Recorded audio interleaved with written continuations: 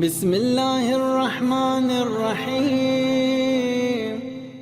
راوی بیان کرتا ہے امام جعفر صادق علیہ السلام سے، بیان کرتا ہے کہ امام کے ساتھ رہا، امام کے ساتھ بہت عرصے تک رہا۔ امام جب کوفہ کے پاس تبعید تھے، جلا وطن تھے کچھ عرصے کے لیے، تو وہاں امام نے فرمایا اسے کہ چلو ہم کربلا زیارت پہ چلتے ہیں۔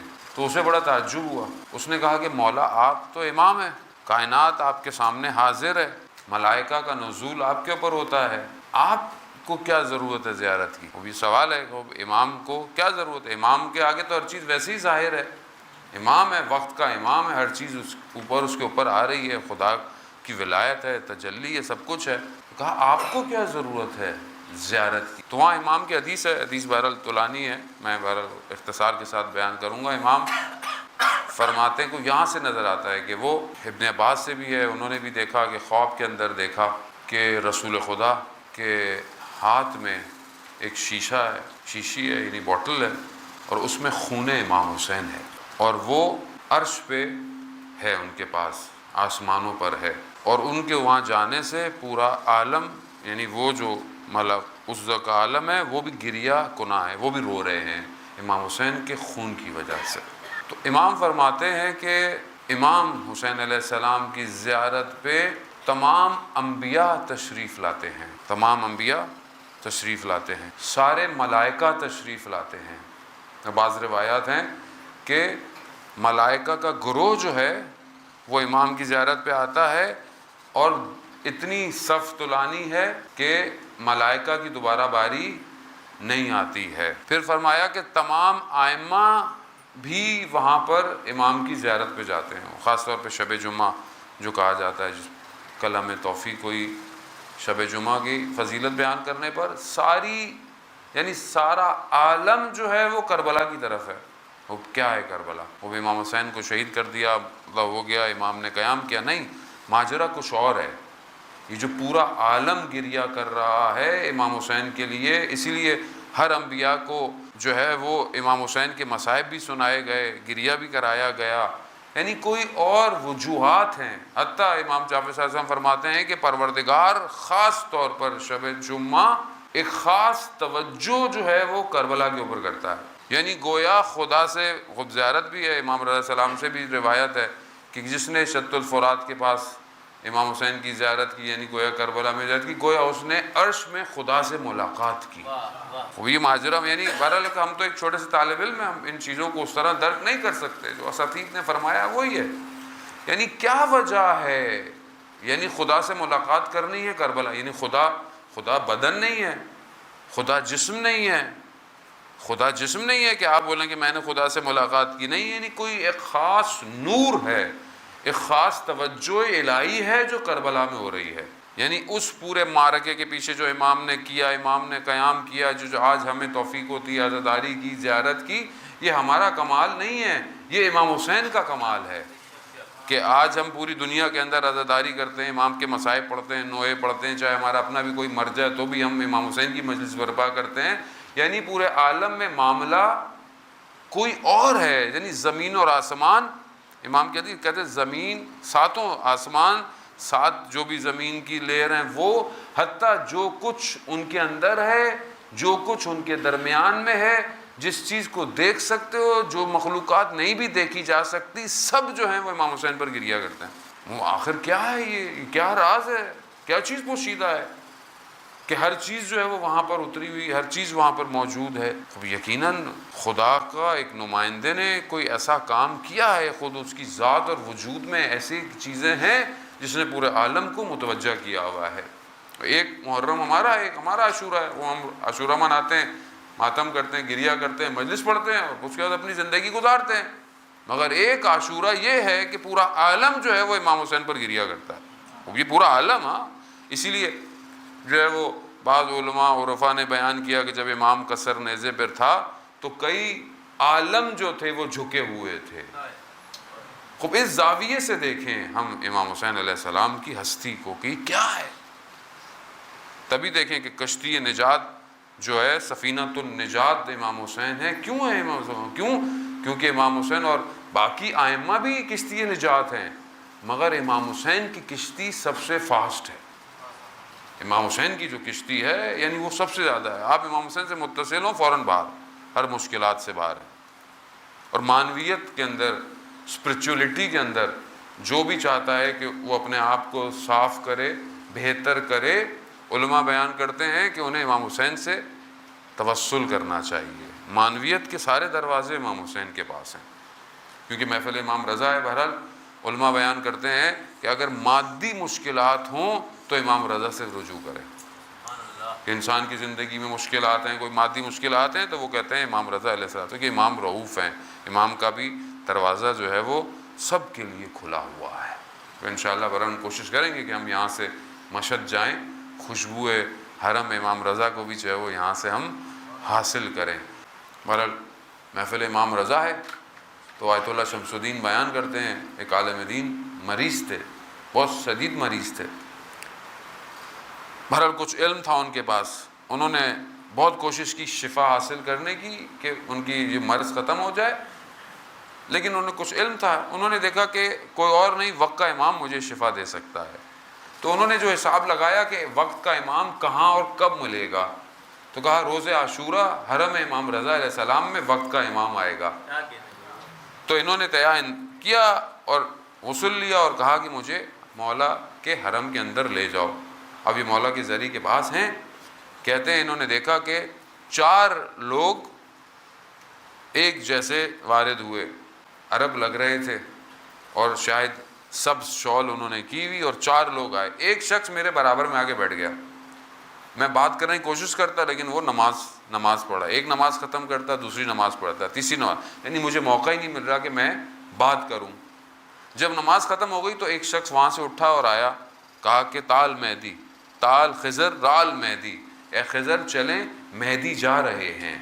تو انہیں یہ ہوا کہ امام ان میں سے کوئی ایک ہے. اب یہ دوڑے، روز عاشورہ ہے، جلوس ہے، ماتم ہے، حرم بھرا ہوا ہے، حرم کے اندر رش ہے اتنا. کہتے ہیں میں 1 گھنٹہ حرم میں دوڑتا رہا کہ مجھے یہ نظر آ جائیں، مگر یہ مجھے نہیں ملے. مگر میں اچانک متوجہ ہوا کہ میں تو کھڑا نہیں ہو سکتا تھا، میں حرم میں دوڑ رہا ہوں. میں حرم میں دوڑ رہا ہوں. یعنی کیا؟ یعنی صرف وجود امام نے شفا دے دی. وجود امام نے شفا دے دی. یہ شفا وہ بدن کی شفا ہے. روح بیمار ہے میری، میرا بدن بیمار ہے، میں مریض ہوں، میں کیا کروں اس مرض کو ختم کرنے کے لیے؟ جب تک میں اس دنیا کی ظلمت کا مقابلہ نہیں کروں گا میں نہیں کر سکتا. عزیزان محترم، بہرحال اس خوف کو وجود سے باہر نکالیں. آپ یقین کریں عزیزان محترم، اس دنیا میں ہم رہ رہے ہیں یہ مادی دنیا ہے. اس مادے نے ایک دن ختم ہو جانا ہے، فنا ہو جانا ہے، اور یہ مادہ کہیں پہنچائے گا نہیں اگر جب تک اسے ہم آخرت کی طرف نہیں لے کے جائیں گے. کچھ نہیں ہوتا اگر اس دنیا سے کوئی چیز چلی جائے انسان کی. اصل دنیا وہ ہے جہاں قرآن کہہ رہا ہے ہم فیہا خالدون، وہاں تم ہمیشہ رہو گے. وہ ہے اصل دنیا. اور وہ کون ہے اس دنیا؟ کس کے پاس ہے دنیا؟ وہ انہی ہستیوں کے پاس ہے. اگر ہم نے ان ہستیوں کو راضی کر لیا تو ہم وہاں پر بھی، اگر ان سے خدا نخواستہ ان کو راضی نہیں کر پائے تو پھر کوئی عالم نہیں ہے. یہی تو وجہ ہے رسول خدا فرماتے ہیں کہ فاطمہ بضعۃ منی، فاطمہ میرا ٹکڑا ہے، میرے جگر کا ٹکڑا ہے. جس نے فاطمہ کو غضبناک کیا اس نے مجھے غضبناک کیا، اور جس نے مجھے غضبناک کیا اس نے خدا کو غضبناک کیا. جس نے فاطمہ کو اذیت دی اس نے مجھے اذیت دی ہے. اب کیا آج ہم حضرت سیدہ کو سکون دے رہے ہیں؟ یقیناً خدا نخواستہ ہم بی بی کو ہم تو انہی کے دعاؤں کا نتیجہ ہیں. مومن یاد رکھیں، مومن کا اصل جو ہے وہ آب زلال کی طرح ہے. جو مومن ہے، مومن گناہ نہیں کرتا.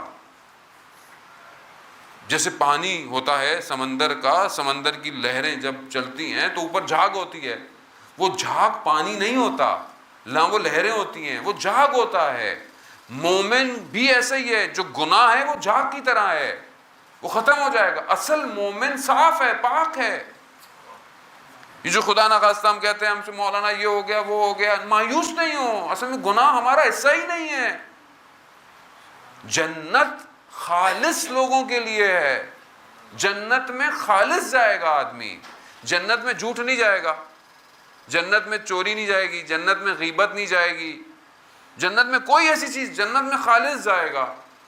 یہ ساری چیزیں ہماری نہیں ہیں، یہ شیطان ہے. مومن پاک ہے. اسی لیے کہا کہ مومن کی حرمت کعبہ کی حرمت سے افضل ہے. مومن کا خیال رکھیں. ہم بعض اوقات ہم اپنے مومن بھائی کو برا کہہ رہے ہوتے ہیں، بھلا کہہ رہے ہوتے ہیں، پیچھے چغلی کر رہے ہوتے ہیں، برائی کر رہے ہوتے ہیں. نہ کریں. دنیا ویسی تھوڑی سی ہے، کسی کو کیا پتا کس حالت میں مر جائے آدمی. بعض اوقات بھائی بھائی سے ناراض ہے، رشتہ داروں سے ناراض ہے. یہ گھر فاطمی گھر نہیں ہے. یہ تو وہ گھر ہے کہ دشمن بھی آئے تو خالی ہاتھ نہ جائے. تو ہم کیسے اپنے آپس میں، رشتہ داروں میں، دوستوں میں ایک دوسرے سے جو ہے وہ نفرتیں پیدا کرتے ہیں؟ یہ شیطان ہے. آج کے دور میں سمجھنے کی کوشش کریں. دشمن پورا پروپیگنڈا کرتا ہے کہ آپس میں لڑاؤ، کسی طریقے سے لسانیت ہو، قومیت ہو، پھر مذہب کے اندر فرقے ہوں، فرقوں کے اندر فرقے ہوں. پہلے سنی شیعہ کو لڑاؤ، پھر اس کے بعد شیعوں کو شیعوں سے لڑواؤ. وہ ہر دور میں ایسا نہیں ہے. کرسچن کے اندر بھی ایسے ہی ہیں، ان کے اندر بھی مسائل ہیں، ہر جگہ یہ ہیں. کیوں؟ کیونکہ جتنا یہ آپس میں لڑتے رہیں گے اتنا سکون سے شیطان رہے گا. ہم سمجھنے کی کوشش کریں. جب تک ہمارے اندر خدا نخواستہ کوئی ایسی چیز ہے، ہم اپنے وقت کے امام کو لبیک نہیں کہہ پائیں گے. ایک آدمی اپنے بھائی سے، اپنے دوست سے نالاں ہو، اس کی برائیاں کر رہا ہو، وہ کیا توقع رکھتا ہے کہ اس کی زبان وقت کے امام کے آگے اچھی کھلے گی؟ یعنی اپنی آنکھ کو، اپنی زبان کو، اپنی ہر چیز کو پاک رکھنا ہے. جو مومن ہے، جو منتظر ہے، اس کی آنکھ گناہ نہیں کرتی ہے. اور اگر ہوتا بھی ہے تو وہ اس کا حصہ نہیں ہے. اس کے وجود میں ایک اضطراب پیدا ہو جاتا ہے. فوراً استغفار کریں، فوراً توبہ کریں. کیوں؟ کیونکہ نہیں پتا اگر اسی لمحے ظہور ہو جائے اور میں اس کیفیت میں امام تک کیسے پہنچوں گا. جو منتظر ہے اس کی زندگی کی ہر چیز امام ہے. سونا امام ہے، اٹھنا امام ہے، کھانا امام ہے، پینا امام ہے، زندہ رہ، ہر چیز امام ہے. اور امام ہی ہے کہ جس کے پاس سب کچھ ہے. جس نے اپنے وقت کے امام کو نہیں پہچانا، کیا ہے وہ؟ جہالت کی موت مرا ہے. یعنی امام کو پہچاننا یہ نہیں امام کا نام کیا ہے، امام کی والدہ کا نام کیا ہے، وہ یہ تو ایک پاسپورٹ انفارمیشن ہے. یعنی وجود سے پہچانے کہ میرا کیا فرض بنتا ہے، میرا کیا ڈیوٹی ہے وقت کے امام کے لیے. جو حضرت سیدہ سلام اللہ علیہا، جو کہ اتنی افضل خاتون ہیں، قرآن کی آیات ان کے لیے نازل ہو رہی ہیں، سب کچھ ہے، مگر اپنے وقت کے امام کے لیے اپنی ڈیوٹی ادا کی. وقت کے امام کے لیے ڈیوٹی کو ادا کیا، قربان کر دیا اپنے آپ وقت کے امام. ہم اپنے وقت کے امام کے لیے کیا کر رہے ہیں؟